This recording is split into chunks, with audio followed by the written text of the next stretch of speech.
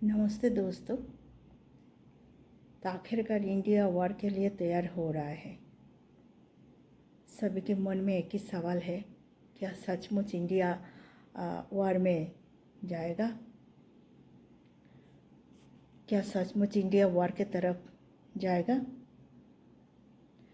पहलगाम में हुए आतंकवादी हमलों के बाद पूरे भारतीय समुदाय के अंदर जो गुस्सा है, उस गुस्सा को देखते हुए ये बात तो कहा जा सकता है कि ज़रूर पाकिस्तान के ऊपर कोई बदला लेना चाहिए।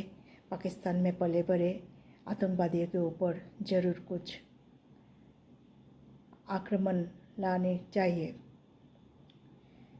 घर बार या फिर चाय की दुकान, हर जगह सिर्फ एक ही बात चल रहा है, कब भारत बदला लेगा। विद्वत काफ़ी लोगों ने ये भी बात कह रहे हैं कि भारत के प्रधानमंत्री श्री मोदी जी शायद सॉफ्ट लाइनर है, इसलिए वो वॉर के बारे में नहीं सोच रहे हैं। घटना की 12-13 दिन जा चुकी है, अभी भी भारत की तरफ से कोई भी एक्शन लेते हुए दिखाई नहीं गया।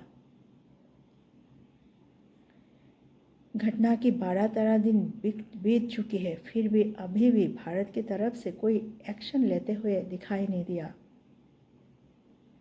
या फिर ये भी कह सकते हैं कि रूस और यूक्रेन के बीच में जो वार चल रही है, उस वार की मुद्दे में बात करते हैं श्री मोदी जी ने दोनों राष्ट्र के राष्ट्रप्रधान को ये समझा है कि वार के जरिए कुछ प्रॉब्लम की सॉल्व नहीं हो सकती है। दोनों कंट्री को आपस में बैठ के वार्तालाप के जरिए अपनी प्रॉब्लम की सॉल्व करनी चाहिए। ये सब देखते हुए हम लोगों के मन में भी ये शंका आती है, शायद मोदी जी वार के बारे में नहीं सोच रहे होंगे। ये तो सच बात है, वार किसी भी कंट्री को कई वर्ष पीछे धकेल देता है।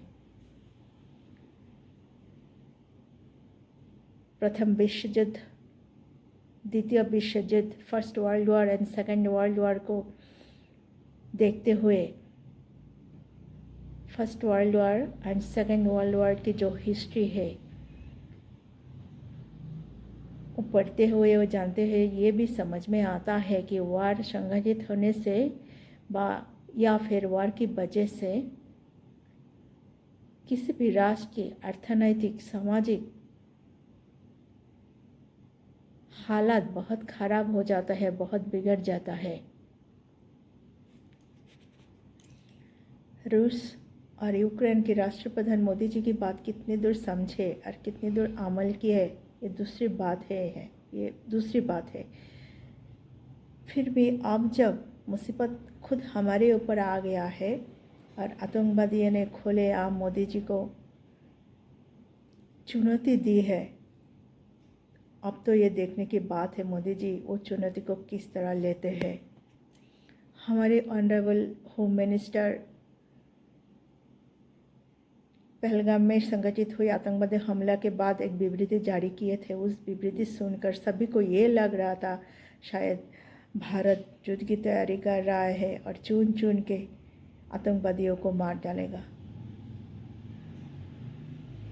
उधर हमारे नेबरिंग कंट्री बांग्लादेश की अस्थायी राष्ट्रप्रधान डॉक्टर मोहम्मद यूनिस अपने देश की सेना प्रधान को किसी भी हालात से जूझने के लिए तैयार रहने के लिए कहा है। ये सब देख के ऐसे लगता है शायद पाकिस्तान बांग्लादेश की मिट्टी को भारत के खिलाफ यूज़ करने के लिए तैयार है। बांग्लादेश पाकिस्तान को ज़रूर हेल्प करेगा, क्योंकि बांग्लादेश में अब गणतंत्र की हत्या हो चुकी है और उस कंट्री में अब मौलवादी संगठन का पावर काफ़ी बढ़ चुका है और कंटिन्यूअस हिंदू के ऊपर अत्याचार बढ़ रहा है। इस हालात को देखते हुए बड़े माहौल में ये चिंता भी है कि शायद पाकिस्तान बांग्लादेश से भारत के ऊपर आक्रमण कर सकता है। भारत के मूल भूखंड से नॉर्थ ईस्ट एक चिकन नेक के जरिए संयुक्त है। उस चिकन नेक की लंबाई है 22 किलोमीटर। उस चिकन नेक अब भारत के लिए खतरा बन चुका है, क्योंकि बांग्लादेश के अस्थायी राष्ट्रप्रधान डॉक्टर मोहम्मद यूनिस ने उस चिकन नेक को लेके जो वार्तालाप किए थे वो काफ़ी चिंता की कारण है। पिछले 1.5 हफ्ते से असम में 36 पाकिस्तानी पकड़ गए हैं और वो लोग काफ़ी डेस्परेट भी है, अपने मुंह से अपनी पाकिस्तानी सिटीजनशिप होने का जिगर भी की है। तो सोचिए, एक 36 पाकिस्तानी अगर इस तरह पकड़ा गया तो ना जाने और कितने पाकिस्तानी नॉर्थ ईस्ट में छुपे हुए हैं। पाकिस्तान जन्म से ही मौलवादी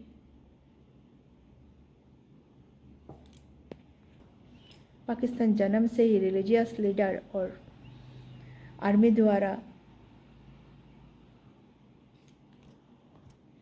पाकिस्तान की जन्म से ही रिलीजियस लीडर और आर्मी उस देश की राजनीति में काफ़ी प्रभाव विस्तार किया है। बांग्लादेश की वर्तमान हालात के पीछे वो पाकिस्तान की मौलवादी संगठन ही रेस्पॉन्सिबल है कह सकते हैं। वेरी रिसेंटली हमारे देश की पश्चिम बंगाल राज्य की मुर्शिदाबाद ज़िले में वाक़फ़ आइन लेके हिंदू के ऊपर जो अत्याचार किया गया है उसके पीछे भी बांग्लादेश की मौलवादी का हाथ है, वो जांच एजेंसी का डाउट है। वेरी रिसेंटली भारत की पश्चिम बंगाल राज्य में मुर्शिदाबाद ज़िले में वाक़फ़ आइन के लेके हिंदू के ऊपर जो अत्याचार किया गया उसके पीछे भी बांग्लादेश की मौलवादी संगठन का हाथ है। ये सब देखते हुए बिद्दत महल में ये चिंता है, शायद हिंदुस्तान में भी हिंदू अब सिक्योर नहीं है। पहलगाम की आतंकवादी हमला और नेबरिंग कंट्री बांग्लादेश की जो हालात है वो देखते हुए बिद्दत महल में ये चर्चा है कि बहुत जल्द ही भारत और पाकिस्तान आमने सामने आ जाएगा। इन दिनों में पाकिस्तानी मीडिया में ये सब दिखाई दे रहा है कि पाकिस्तान भी वार के लिए तैयार हो रहा है। हमारी इंडिया में भी वार के लिए कुछ तैयारी चल रहा है, पर कुछ लोगों की ये भी धारणा है इंडिया इतनी जल्दी वार के बीच नहीं जाएगा और पाकिस्तान भी नहीं आएगा वार के लिए। ये सिर्फ हुमकी दे रहा है और इंडिया भी अपने देश के बचाव के लिए कुछ कदम उठा रहा है। ये बात सच है, दोनों कंट्री के हाथ में न्यूक्लियर वेपन है और न्यूक्लियर वेपन का जो बैड साइड है ये सभी को मालूम है।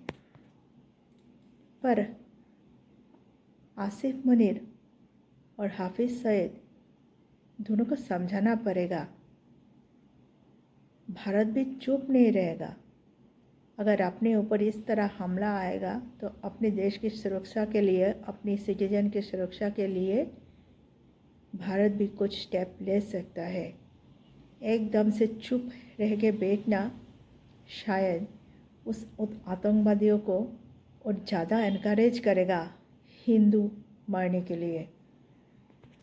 ज़रूरत पड़े इंडिया इज़राइल के रास्ता चुनेगा, जिस रास्ते से पाकिस्तान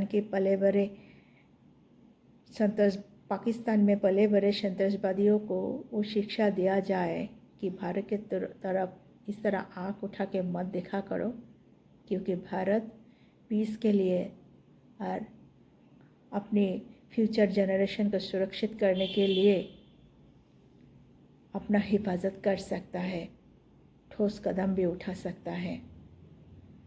इस हालात में भारत की सभी राजनीतिक गुटों को एक साथ मिल के प्रधानमंत्री के साथ रहना चाहिए और एक भारतीय होने के नाते हर एक सिटीजन को प्रधानमंत्री के साथ रह के सपोर्ट में रहना चाहिए।